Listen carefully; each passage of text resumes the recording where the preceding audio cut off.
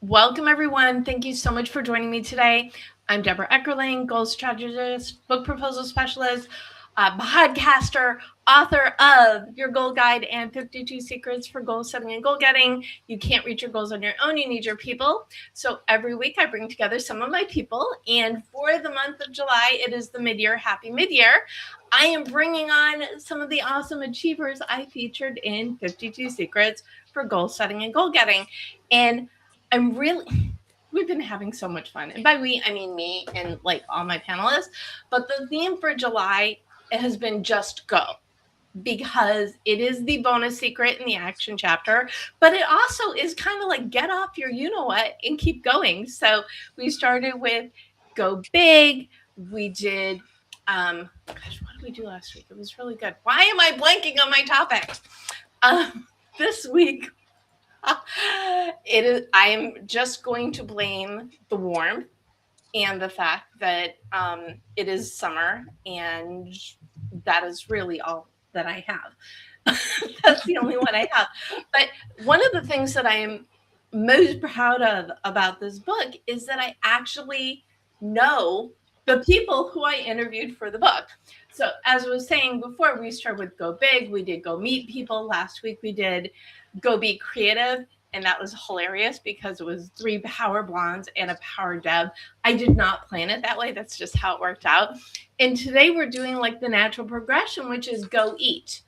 Because as some, if not all of you know, I also do a food podcast, and the connection between food and community is so strong. So I'm like, okay, come on. You might get hungry. I'm warning you now. But food is just as important to the equation as community, because you can't reach your goals on your own. You need your people. And if you're eating, makes the experience that much better. See, there we go. You might be watching us as GoalChat Live. You might be watching the replay or listening to us as the GoalChat podcast on the Marketing Podcast Network. No matter how you found us, we are so glad you're here. And allow me to introduce my amazing guests today. So we've got Elaine Hall. And of the group, she's the only one I've met in person, because that's just, the blessings of the internet. And then we also have Neff, who is one of my partners in event crime for Women's National Book Association. She's also senior publicist. And Jessie-Sierra Ross, who I met shortly before I finished the book.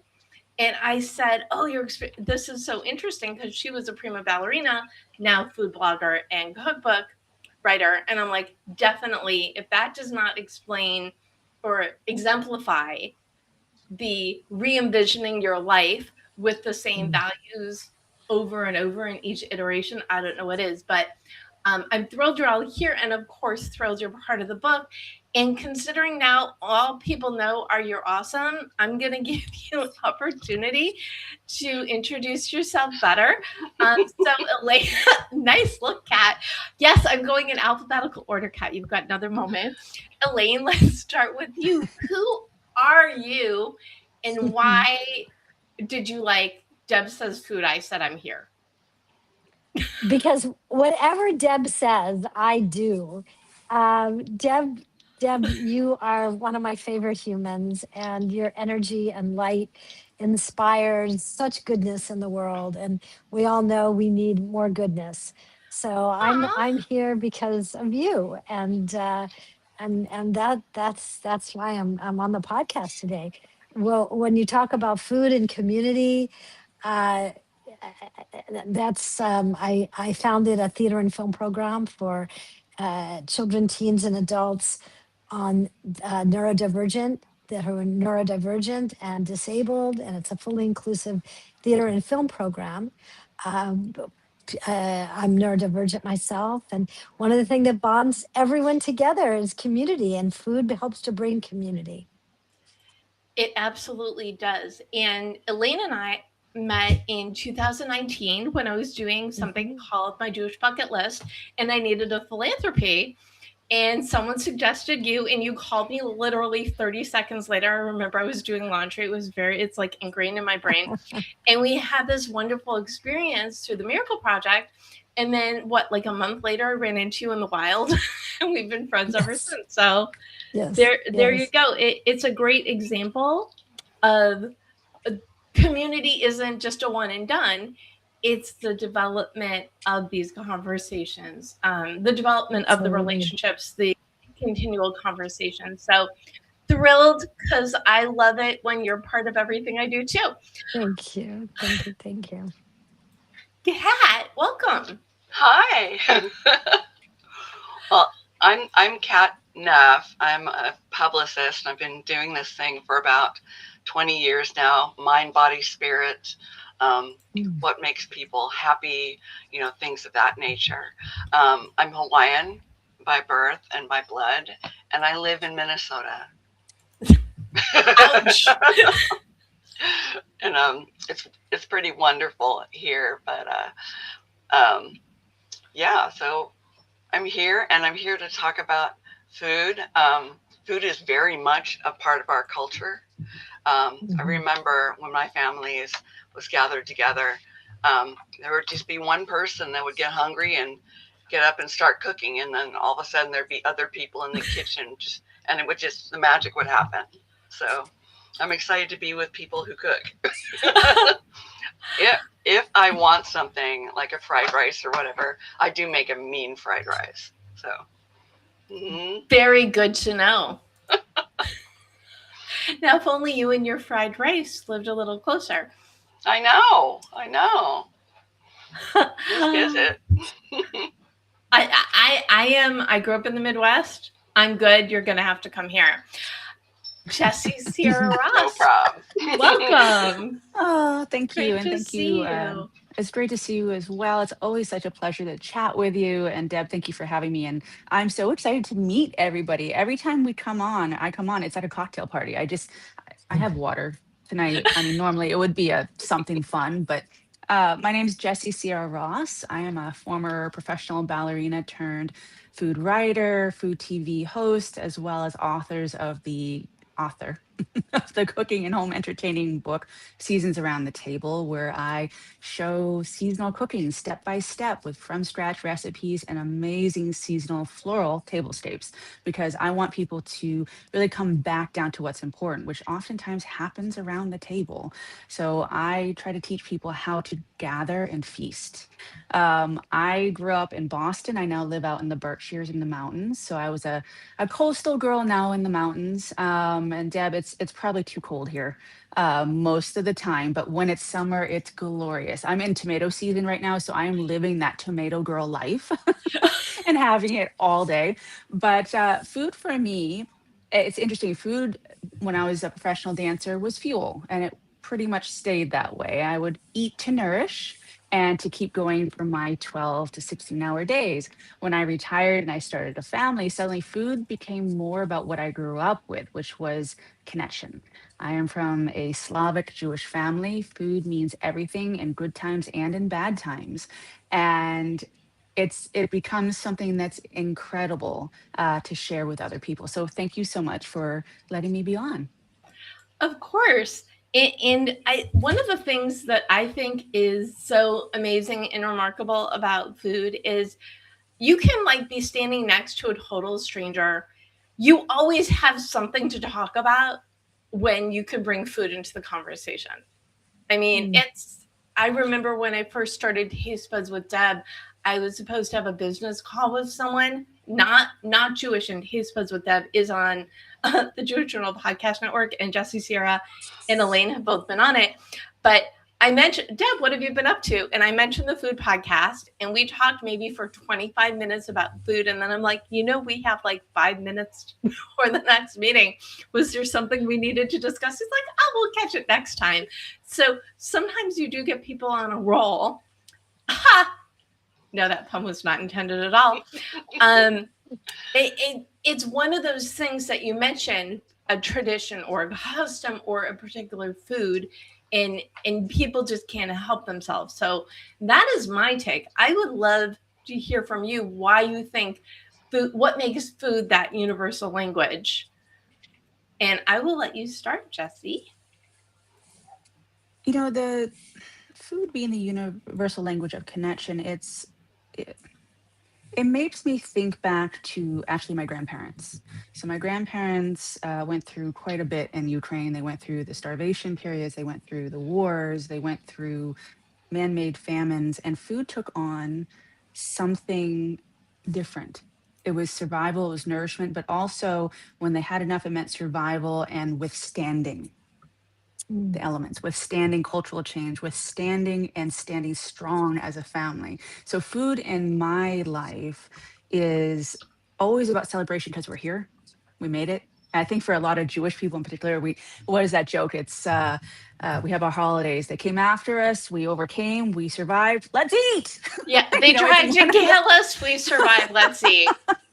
but it's that celebration. It's the most basic next to music and dancing and like I would say even like cuddling, cuddling up with a pup or a baby.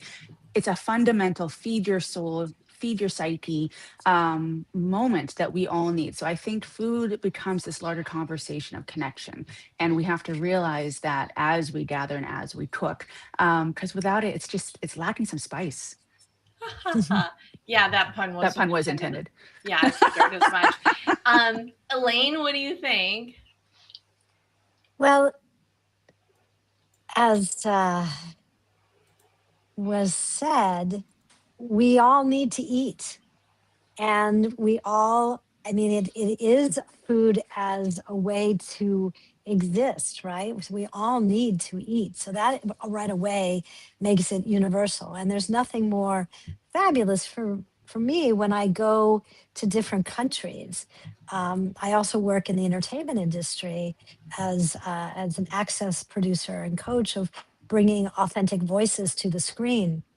And so been very fortunate to be in different countries. And when we don't speak the same language, we I saw speak what the you did same there. language when we sit down in front of it. We sit at the table, and I've had some of the most extraordinary experiences. I was in Argentina at one time speaking and in Buenos Aires, and our host took us out to his family's uh, cottage a couple of hours outside of Buenos Aires. And they made us the most amazing food. And it was just so incredible. And they were all speaking, a different language, but it felt like family. It just felt like family. And I do remember making the big mistake of eating and eating and eating and then realizing that was appetizers. So we went from this incredible meal to then this unbelievable barbecue. So I just the memory of being with this family, and it didn't even dawn on me that we were not speaking the same language. So to me, that makes it universal of sharing experiences, sharing joy, being with those who within my field who communicate differently, but all cherishing that moment of being together. Enjoy. I mean, isn't that the point of like a lot of things? Yes. Ooh, I love that. Okay, Kat, what do you think? About food as a universal language, I go back like Jessie to my grandparents and some of their traditions back on the islands, and my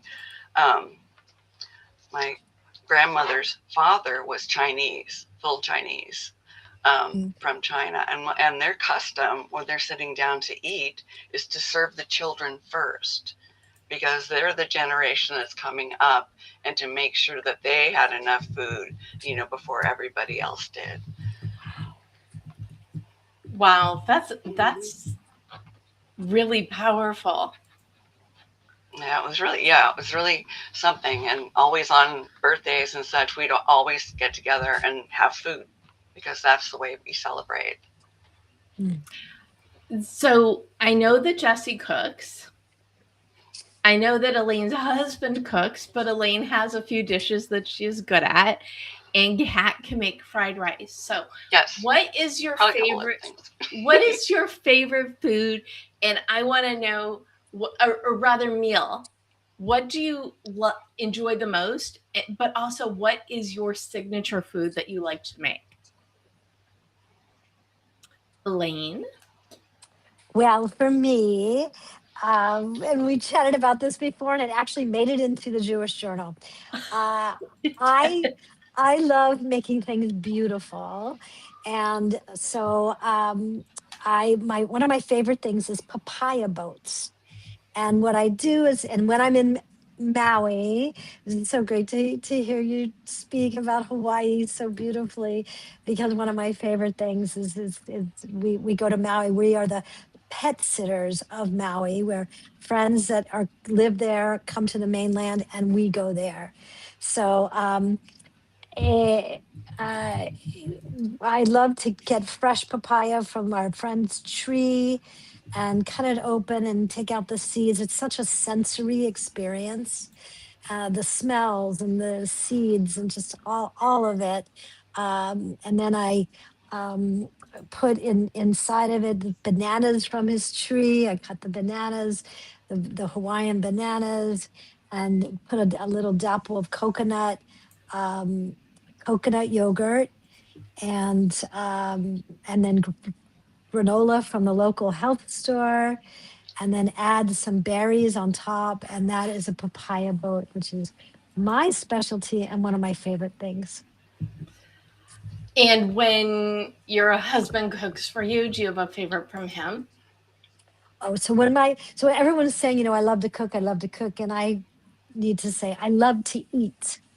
And I'm I have a lot of gratitude. I used to cook all the time before I got married, but now my husband is an incredible chef. He's incredible. He's a therapist by profession, but he's also been brought on to cook on boats. We've traveled to Tahiti on a catamaran. Well, we flew to Tahiti and then traveled throughout the islands on a catamaran, and he was the chef. So pretty much everything he cooks, I'm so blessed. He's amazing. He's amazing. And I started cooking a little bit when we before we got married for him. And then I found he would like add this and add that and add that.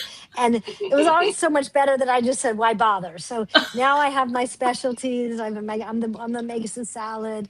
And he's just an extraordinary. What's my favorite thing? I think it was for one of my birthdays.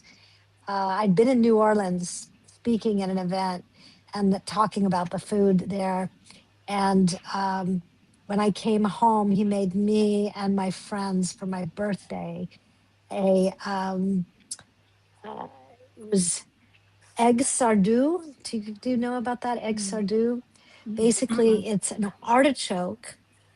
So a artichoke heart with spinach, and then a poached egg with hollandaise sauce.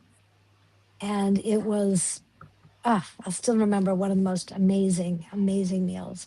So that's probably one of my favorites. He cooks incredible sea bass. There's too many to add, but and he makes me every Valentine's Day. He'll make me this something shaped in the heart of a Valentine. So I'm really blessed, and Aw, he's the cook.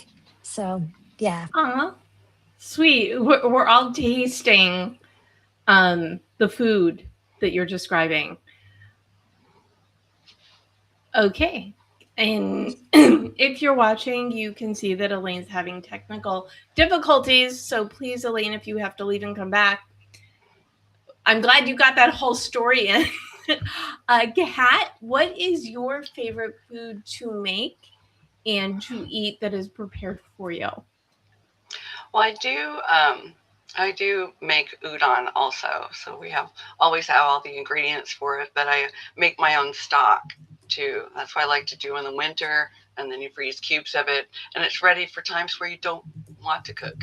Like today, we have a high heat index, and it's probably 101 degrees here right now in Minnesota. It's bananas.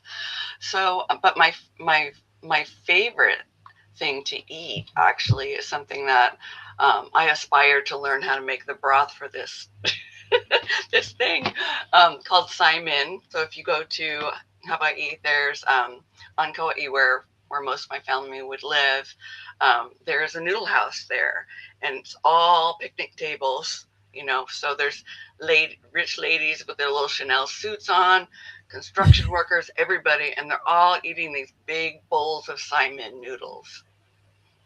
Ooh. Yes. Yeah, it's just that good.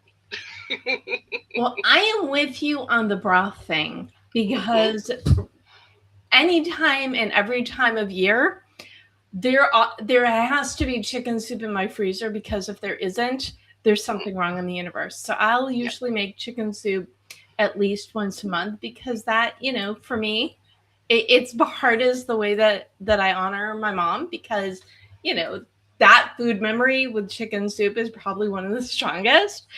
But the other part of it is it's like a go-to. It's like you need to have it at your fingertips is the thing about soup. Okay, we'll go to the chef next. So Jessie-Sierra, what is your favorite thing to make? And do people actually prepare food for you? That's a very good question. I think people get nervous, but I'm very easy to please. I love, when I was growing up, we used to call it peasant food. I love a good crusty sourdough, some great cheese or homemade butter, ripe tomatoes, salt, pepper, mayonnaise, maybe, whatever's around that's like beautiful in season, fully like formed and just in its most authentic state. I am there. You give me like a clam chowder from the New England coast, I'm all over that. A roast chicken with asparagus. I love it. But my husband cooks for me quite often, and he's an amazing cook of his own. And he's been lately inspired by some of the restaurants that we've encountered on our recent travels. One of which was a British restaurant, Fallow, where they serve this. They call it a mushroom pate, or no, parfait, and it's all the sort of discarded stems and the mushrooms that have kind of turned a bit, but they're still good. And in an effort to cut down on food waste, they make something that tastes just like foie gras, without all the heaviness, without hurting the goose, and serve with toast points. And I swear I could have eaten 3 plates of that. And so he's busy recreating that right now so that I can have it at home. But my favorite things to make, I have such fond memories of holiday dinners, whether it's Thanksgiving, if it's Passover, if it's Rosh Hashanah, if it's like New Year's Eve, where we have like heavy apps and lots of cocktails. For me, I think I'm known and I most enjoy eating my lemon cream pavlova, which is a pavlova is named after the ballerina Anna Pavlova, and it was created in Australia or in New Zealand. They kind of fight about it, but it's whipped egg whites that are stabilized with cream of tartar and lots of sugar, and you whip it until you get stiff peaks, and it rises up, and it's fluffy, and it creates this crackly shell on the top, and this marshmallow sort of layer on the bottom. And I fill that with whipped cream, lemon curd, and whipped cream mixed together, and berries and flowers. I'm big into edible flowers, and it becomes this kind of dessert for the senses because it's visually really, really appealing. There's a lot of textures, a lot of taste. It changes with each bite. And I have to tell you, if I don't serve that at Thanksgiving, or if I don't serve that at Passover, there will be a riot. That's what I'm known for. So yeah, pretty much I'm not fancy. I'm not fussy during my everyday. Give me a good heel of bread, some good butter and salt. I'm good. But for the holidays, big desserts. Ooh, well, nothing really beats good bread, right? Yes. And a good clam chowder. Yeah. I mean, it's something that's something that I cannot recreate, mostly because I cannot bring myself to buy all the fatty things that would make a clam chowder that I made from home. I mean, if I'm going to be unhealthy, I'm going to let someone else do the heavy lifting on that. But oh my goodness, there's nothing like breaking bread. Oh, look at us go. I'm sorry. Those of you who are who frequently tune in know that I am not funny when I am trying to be funny, and I will apologize, but it's food. And we can't help with the food puns. What is one thing, and it can be food or otherwise, that you do to create community? Because as we were saying at the top of the show, life's a little bit nuts, or a little bit more nuts than normal, and everybody's just in survival mode. So what are some of the things that you do, to food related or not, to find or establish community? Jessie? I do a lot of volunteer work. So about 10% of my business is actually for charitable organizations. And it's been something that I've established from the get. It's a mitzvah. And I was brought up with that you give as much as you can at any level. And I particularly love doing it through food and teaching people how to cook. So for me, I tend to go into different community centers. I might go into different places of worship, senior centers where they have courses and whatnot, and I teach people how to cook, or I lecture about how to do a tablescape or how to create this beautiful floral arrangement. But it's not just the teaching, it's really the before and the after that I particularly enjoy, because it's the conversations. It's the little old baba who comes over and tells me about her grandmother's table and everything that was on it and the recipes that she made, or the young one, the just married, uh, little boy chick who wants to cook something for his wife. What should I make? And I'm like, well, you gotta make that roast chicken. She's gonna love it. Down to the little kids who, I have them come up and create floral arrangements. That the hands-onness of that, and the fact that you're creating nourishment and beauty, I think builds community, because it breaks down the walls between what is expected. They think that I'm this Mhm. person that is knows everything about this genre, this niche, and I don't. And I fully accept that I don't. I learn from them, and in the Mhm. conversation, we learn from each other. So that's how I build community. Love that. And it was food related. Big shocker there. Uh, what about you, Elaine? So I create community by putting on shows and through theater and music and dance, and creating an environment where everyone can be their authentic self. So at the Miracle Project, as Deb said, we have volunteers who come to us that share the experience of being around those of us who experience the world differently. And many, we have teenagers all the way up to people in their 60s and 70s who come to be with us. And I've heard presidents of their high school class, cheerleaders who are the most popular, say that within the Miracle Project, it is the one place where they can feel like their authentic self, and that they can share parts of who they are that they wouldn't even share with their best friends. So at, at my environment, we take off the mask and allow everyone to really be themselves. And from that, to relate it to food, many people have different ways of eating, and so and different food allergies and preferences. So I think community is really built when we ask, what are your preferences? And on every invitation to go out, to say, or do you have any food allergies? What are your preferences? Are you gluten free? So by identifying what people don't want, you create this community of acceptance, appreciation, and joy.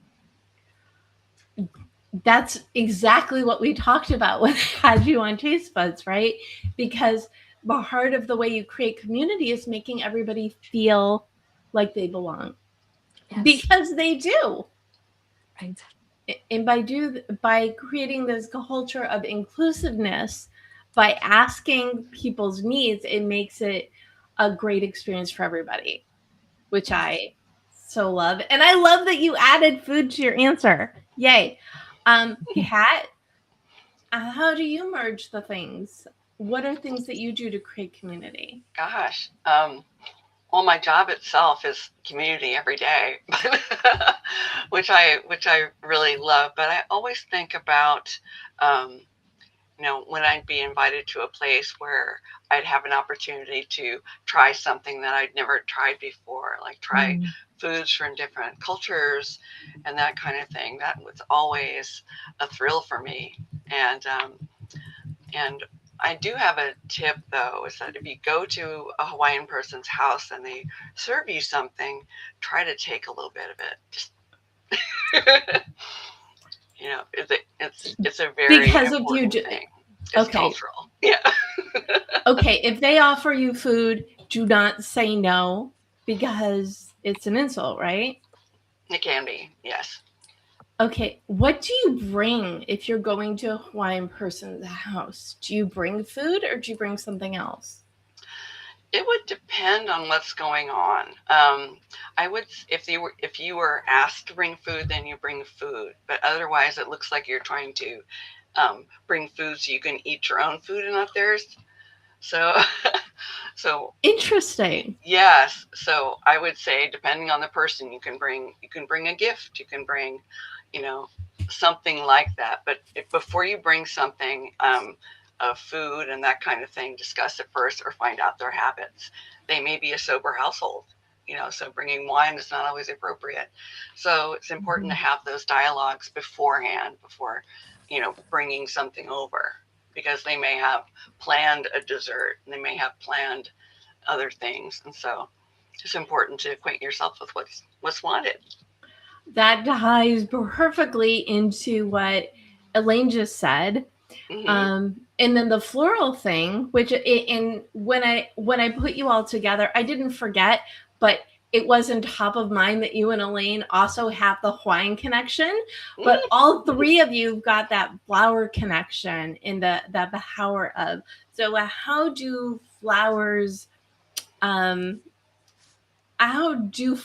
tie into community? Because it's got to be something, right? Can I answer this? Because I want to kind of piggyback on what Kat was Yes, saying. please. So, okay, it's a story. Is that okay, you guys? Can I tell a story?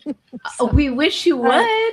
Okay, so we go to Maui, all the time, and I have these certain things I have to eat when I'm there, because sometimes I'm only there for 5 days, dog sitting, and I gotta. All right, so one of my favorite things is the food truck in Makawao of this incredible a Thai woman named Pakaman, and it's called Pakaman Thai, and the food is like unbelievable.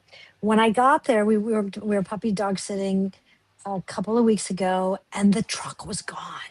The truck was not there, and I was just like, "What?" First of all, I have to get my tie fix, but secondly, what's going on? And I got worried and concerned because we've become family. I'm always there. She always gives us extra food on Thanksgiving. I mean, it's the best thing in the world is have Thai food for Thanksgiving. So, so I was like, what happened? So I started going on the internet, trying to find her, what's going on with Pakaman, found her phone number, called her and said, "Hi, this is Elaine and Jeff. Where are you? What's going on?" And apparently the land that the land had not kept up their permits. She, was a renter on the land, but the land hadn't kept up their permits. And so they closed that. And I'm like, well, I have to at least see you. So Jeff got on the phone with her, and she invited us to her organic garden in Maui and in Haiku, and to come visit and see her garden where she grows everything that's in the food. And she showed us her Thai basil tree, and she showed us the tomatoes. And oh my gosh, it was so glorious. And this was like in the morning. So we'd be there at 9, and we were there at 9, and we brought a friend of ours that was also dog sitting. So it was this incredible experience. We're smelling the basil, we're just touching it was just, you can imagine. Well, at the end, I said, "Oh my gosh, it's so wonderful. Where do you have?" Because she was telling us she had 4 other trucks, one that had lost in the fire. And I said, Can we go to one of your trucks for lunch?" And she said, "Come to my house tonight for dinner." And Well, that we're wasn't like, amazing. unbelievable. And we thought, because we purchased, she's a truck. We always, and we're like, do we give her money? Do we do this? Do we do that? So it comes back to the flowers. I asked a local, what should I bring her? And I said, is it okay if I bring a lei? And so I brought this most beautiful lei.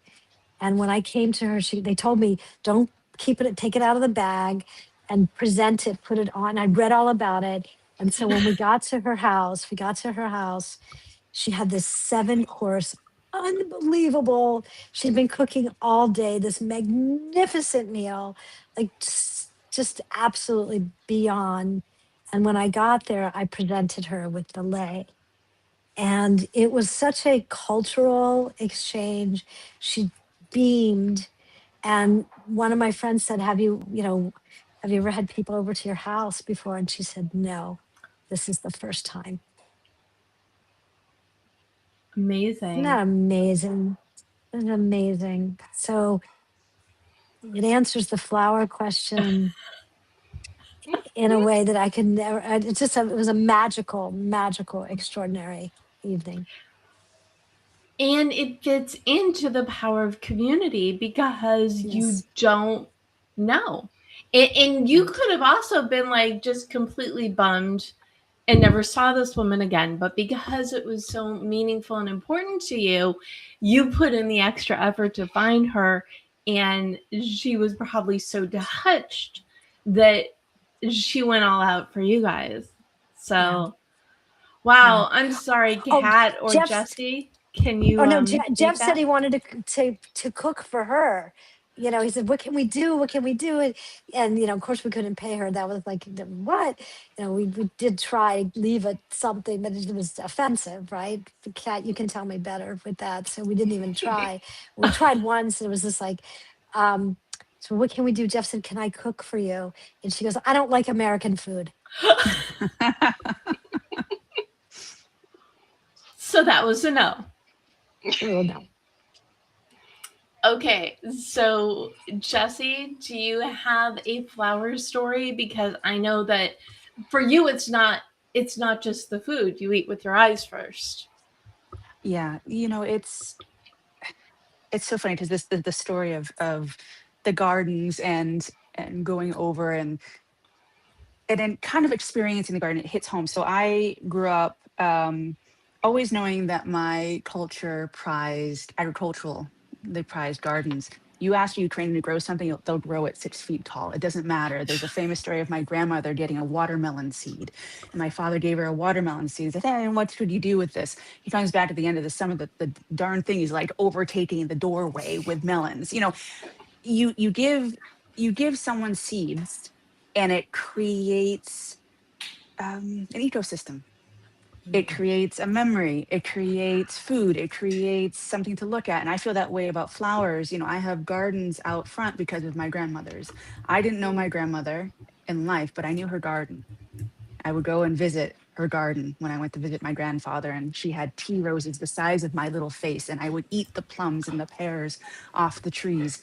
And that was how I knew her. And I knew that she knew me because she planted that garden so I could enjoy it. She never knew me, but she knew her grandchildren would one day run around like crazy people, eating all the fruits of her labors, quite literally. So when I created the book, when I created the food POV that incorporated all the fresh herbs and the fresh flowers, I wanted to bring not only my culture to that, the memory of my family and what's so fundamental about me, but also that people tend to, um, we've strayed a bit away from that. We've strayed a bit from fresh foods. We've strayed a bit about eating seasonally or locally. And flowers is one of the easiest ways to start that ball rolling. You can grow basil and let it flower on your patio. I am looking out my window. I have coneflower, echinacea, blooming, and the bees are loving it. Did you know that you can eat the petals? They're wonderful. You can have nasturtium, you can have marigolds. These are all easy things to create. And it's our first step to not only getting back to nature, but also sort of reaching a hand back to our traditions, a hand back to our cultures, because all of our cultures are they're planted in the soil. And we have to remember where we came from. It's so true, but I can kill a basil plant like nobody's business. I got to send you one of mine. I swear, these New England basil plants, they could. Okay. I try every season. I will get one.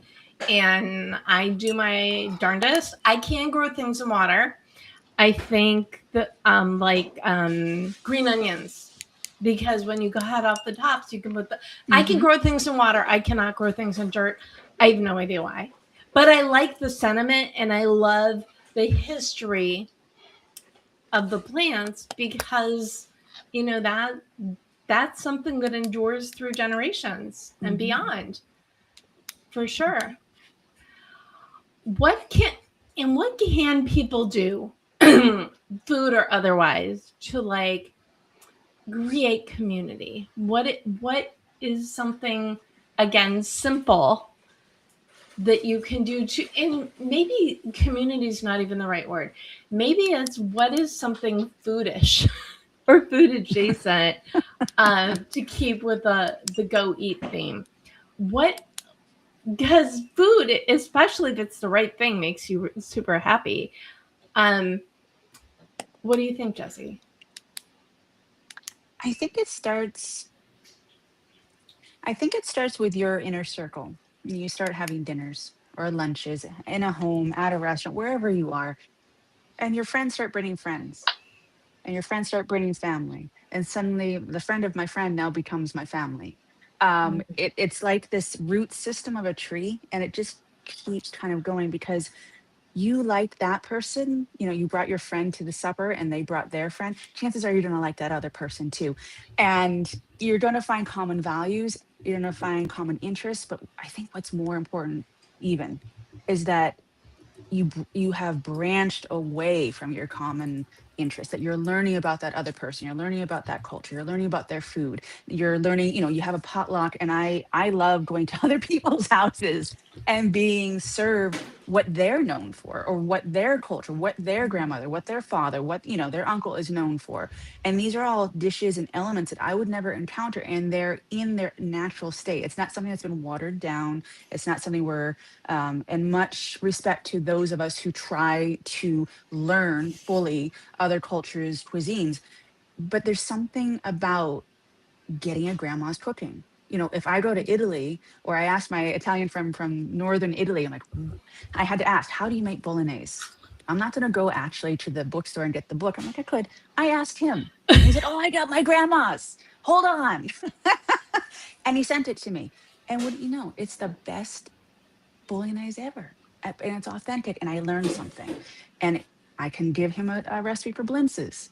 What, does he have anything like blintzes in his cuisine? I don't know. But it's that communication. And I think that is what builds bonds and builds community. Well, and it's like this show, because unless it's on purpose, my guests don't know each other. Right. And that's part of that's really how the show started out. Or this version of the show was in December 2020. How do you throw a holiday party when you can't leave the house? Well, you bring together people who don't know each other, and it evolved to this. So I am certainly very blessed. Gat, do you have an answer about ways to create community? Well, I remember we go back to the flowers actually, and then into school. So I was going to school in Hawaii, and before May Day, which is a major holiday over there. So like the day before, everybody will have these big pots, big horse troughs full of water and flowers, and the aunties and the grandma and all the kids will be there stringing leis. So, and you pack up the refrigerator with a whole bunch of them, and then everybody wears them, exchanges them, and then at school nobody studies on May Day. Just ate and had playtime. There's a maypole, all of that stuff. But it's all about the community, the spirit of aloha. Ooh, I love that. Elaine does too. I can see it. Yeah, if you're only listening to see how touched Elaine was by Kat's story, amazing. So, what do you have to add to the bouquet of community? There are a couple things, but the first thing that hit me, and I'll start with that, is 20 years ago, I was a divorced single mom before I met Jeff, I was a divorced single mom of an autistic 4-year-old, 5-year-old. And we really could not take him to friends' houses. He was just not in a place where he could be, outside his comfort zone. And so every Friday night, Shabbat, I start to get emotional about this. My friends would come to our house with potluck. Jessie, I was thinking about the importance of potluck, and bring something that they loved, and they'd bring their children to play with my son. And because I couldn't go out of the house, they brought Shabbat to me. And it was, really, it was a lifeline. And I just want to encourage, people, when you have if someone is sick, everyone knows, let's cook for them. Let's put a food tree together. But if someone has someone diagnosed with autism, people don't know what to do and they run away. So I would say, create community by asking your neighbor who has an autistic child, how can I support you? Can I bring milk? Have you been to the grocery store this week? I would go to the grocery store, pack all of my groceries in the middle of and being ready to check out, and my son needed to leave. He couldn't. So I would leave an entire grocery cart in the middle of the store. And one time someone bought the groceries for me and helped bring me to the car. So I would say, one-on-one, just be aware of those who may have a different type of life, and let yourself receive and let yourself give when you can. That's so beautiful. But I mean, I've known you for a while. You emanate beauty. I mean, you all do. Thank you. But what you in particular started, you helped so many people because you found a way to help your son communicate and chose to share that so they could do the same. And I've got to come play again soon. I haven't been to the Miracle Project in a while, but when you get good from others, it really rarely comes from where you expect it, which I think is kind of the beauty of things as well. I think it's called karma, right? Is that a good use, Miss New Age cat, of the word karma? I don't know. I mean, karma has like so many different meanings now, but if everybody understands that what you mean by karma in the moment, then what goes around comes around. Karma. Yes. What goes around comes around. Very simple, Sometimes not very New fast, Agey at all. But I also believe that there's a lot to be said for just kind of smiling when you're walking around, because so many people are, and I'm not saying they don't have reason, but there are a lot of grumpy people around right now. And even if you can manage to, if you're like out in a store or you're taking a walk and you manage to smile at people, you might be the only person that smiled at them that week, for all you know. So I think giving can be as simple as that, or it can be as complex as creating things together, buying food, or just asking, what do you need? Which a lot of people don't even consider. I feel like we're getting into goal territory. So I'm gonna ask you all what goal you want to gift. So what is something that people could do today, tomorrow, immediately? And it can have to do with well-being. It can have to do with food. It can have to do with community, because I think all three of them are wrapped up together. I know Elaine's secret from 52 Secrets is to seek a harmony, not balance, because not everything is equal. Things are rarely equal. But figuring out what works for you, making your own rules, setting your own boundaries, that is the best thing you could do for your well-being. So anyway, dealer's choice. Elaine, what goal are you gifting? What goal am I gifting? Yeah, what's something someone could do today, tomorrow, immediately to make their life better or the lives of the people around them better. I don't ask for much. Yeah. I was just thinking two things. One, when you talk about smiling at someone, I mean, you are the epitome of joy. And when you walk into any room, you lighten it up. And I think that, is something. And I think what I would add to that is smiling to yourself. There's a meditation, and Kat, you may know of it. I think it's a Buddhist meditation, right?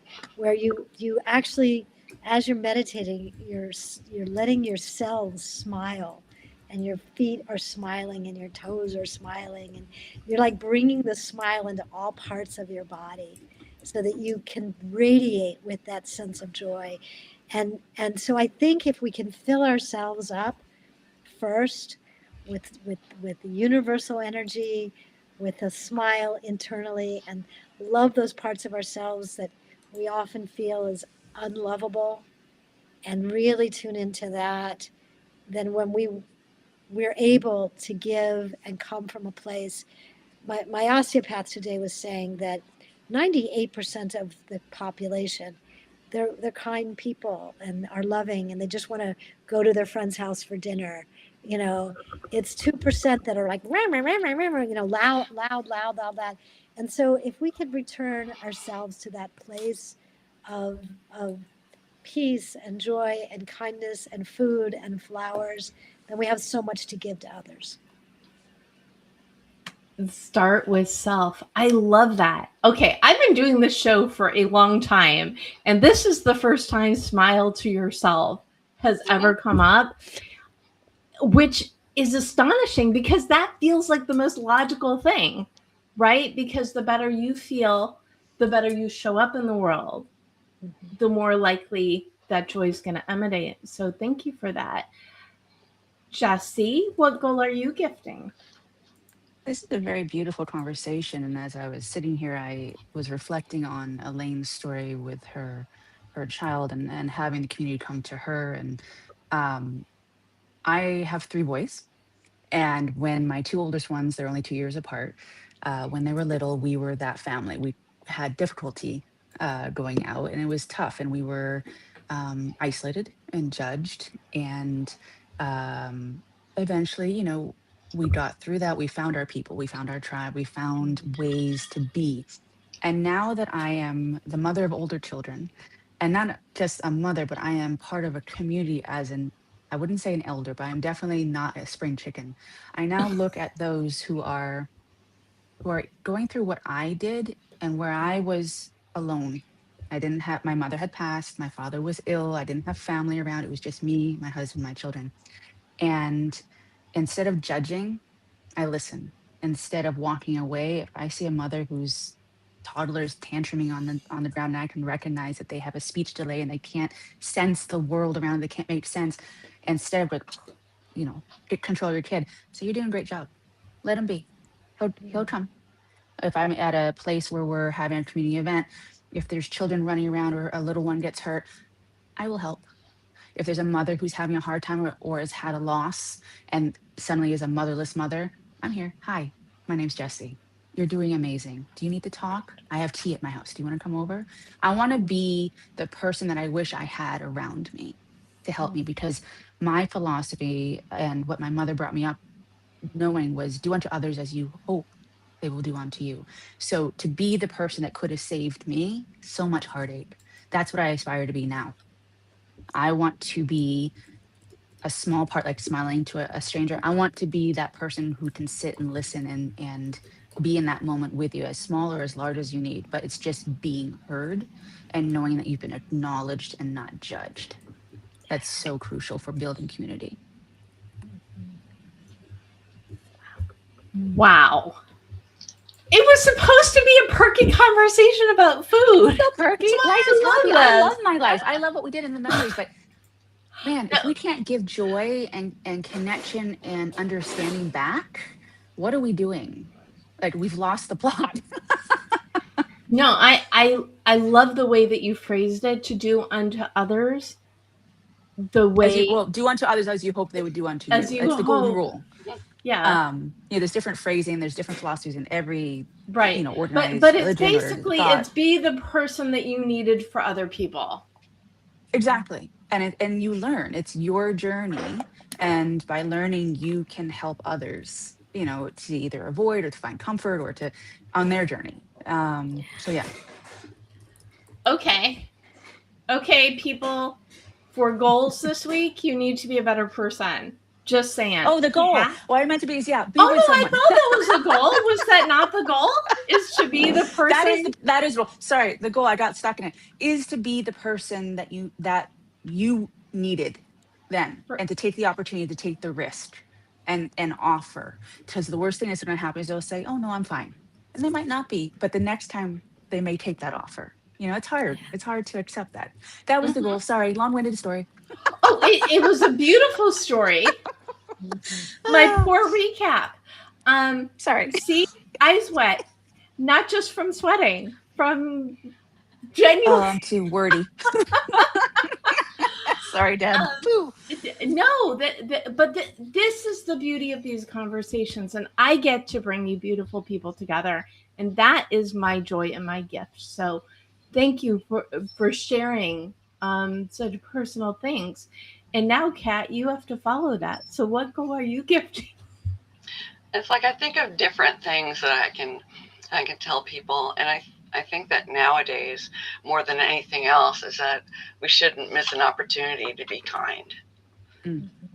Just have that modeling and just show kindness wherever you have an opportunity to do that. And I think Jessie was just talking about embodying that very thing, but it's setting that as a goal at the beginning of the day to be gentle to those around us and to walk softly on that earth, I think is really important. So call a friend who's not feeling well, just like there's things that we can do to improve, raise the vibration of love on the planet. Let's get hippie. Oh yeah, spoken like a publicist for New Thought books. Isn't that what we're calling them now? New Thought's a church, actually, but what do we call it? So it is still New Age. Yeah, I think there's for like mind, body, spirit. There's all sorts of ways to couch it, but I just think about it as like we're all doing our best. Like, let's continue to do that. Which is what you're saying is that it's the spirit of aloha, isn't it? Mm-hmm. A spirit of aloha. It's like you're bringing it even to the mainland. I mean, that's. Mm-hmm.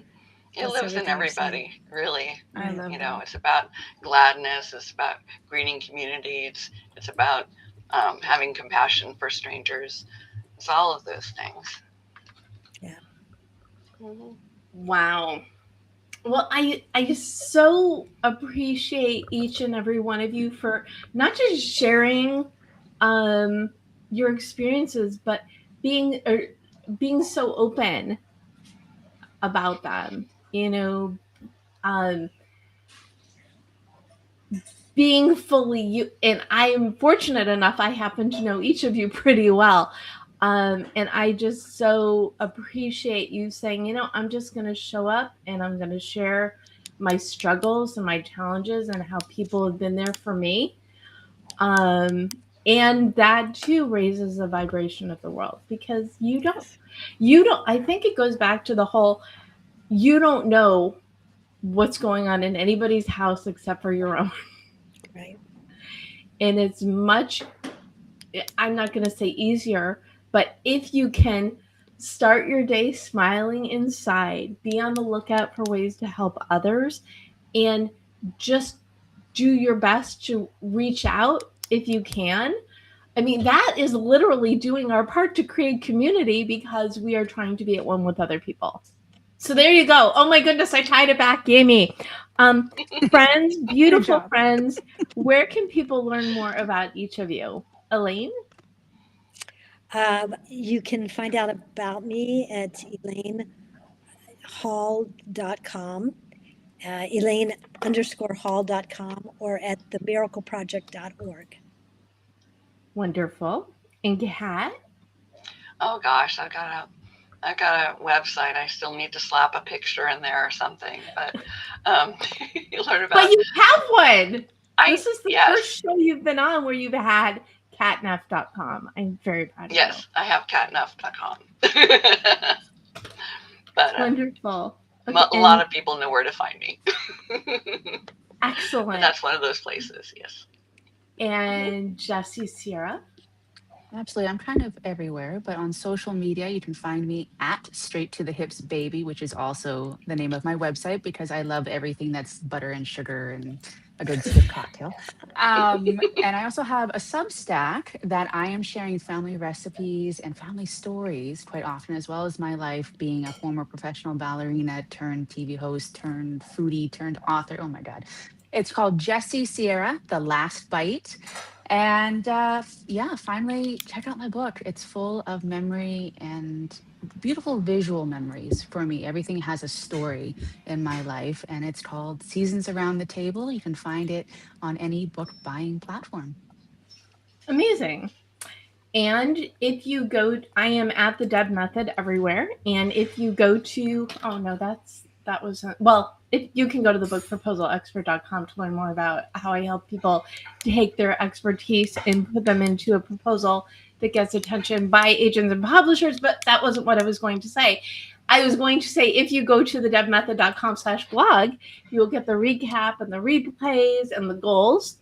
And some of the inspirations. So when you're looking to lighten up your day and you want a warm food-related hug, just go there. And again, I am at the Deb Method everywhere on social media. I am live every Monday at 4 p.m. Pacific on Facebook, LinkedIn, and YouTube. And you can also subscribe to GoalChat on your favorite podcast platform. And GoalChat is on the Marketing Podcast Network. And if you need extra inspiration and motivation, you can grab a copy of 52 Secrets for Goal Setting and Goal Getting, How to Stay Focused, Grow Your Network, and Get More Done in Less Time, which has 60 secrets. I know it says 52, but we have bonuses. So 57 plus the ones from my beautiful guest for today. Final thoughts. Kat, what final thoughts do you want to leave people with today? Oh, gosh. I know it's been an incredible conversation. It really has. I think that, Deb taught me that the word goal is not a dirty word. And and really you can't reach your dreams unless you set goals and take those steps to get to where you want to go. Okay. Goal is not a dirty word, so set them and live the life you want, basically. Yes. I love that. Well, I like it. It's a 4-letter word, but it's the good kind. So I so appreciate you sharing that. Jessie, final thought? Absolutely. Connecting to what Kat said and all the incredible work that you do, Deb, I think when we're assigning goals and reaching towards those goals, we need to be fearless in contacting and extending an arm to those who have achieved it, but also extending an arm in the other direction to those who are up and coming who may really want to be in the place that we are in. So it's one of those things we tend to get bogged down in the, oh, I wish I was there. I wish I could do that. Why are they doing it? No, there's someone else who wishes with their most inner heart's desire to be right where you are. So it's twofold. Find your community at the top who is willing to teach you, to share resources, or to just have a conversation, and then always allow yourself and be open and giving to those who are coming up behind you. Don't pull up that ladder, extend a hand. Okay. Love that, because that is what community is for. You're here to help. So help. Mm-hmm. Okay. Elaine, final thought. Well, start with a vision and make sure that vision is aligned with your true values and your heart and your soul. And then know that every step of the way to celebrate every single win. That's one of the things I learned the most from the World Cup. Every goal, it was like as if they won the whole game, right? And so celebrate every win. Keep your vision aligned with your authentic self, and set incremental goals so that you can be the best you can be and experience joy at every moment. Oh, I so love that. Because something that I say, which you all know, is you have to celebrate before you even set the goals, because Yes. then you've got all the good energy, which keeps you moving forward. And you don't know who needs your smile. You don't know who needs your hand. You do not know who needs your yummy dessert, right? Or your big treat, or your fried rice, or whatever, or your lay. You don't know who needs your goodness and your kindness. So live life like it is yours because it is. Create the goals that you need for the life you deserve and desire, because everything that you want, it's there. Just go out with kindness and go for it, because we know you can do it. Thank you again, Elaine, Kat, and Jessie-Sierra. And thank you for choosing yourself and your goals today. And I feel like I should say, be kind to others, but with the theme of the show, go eat, break bread, and share that bit of compassion as well. Thanks, everyone. Thank you.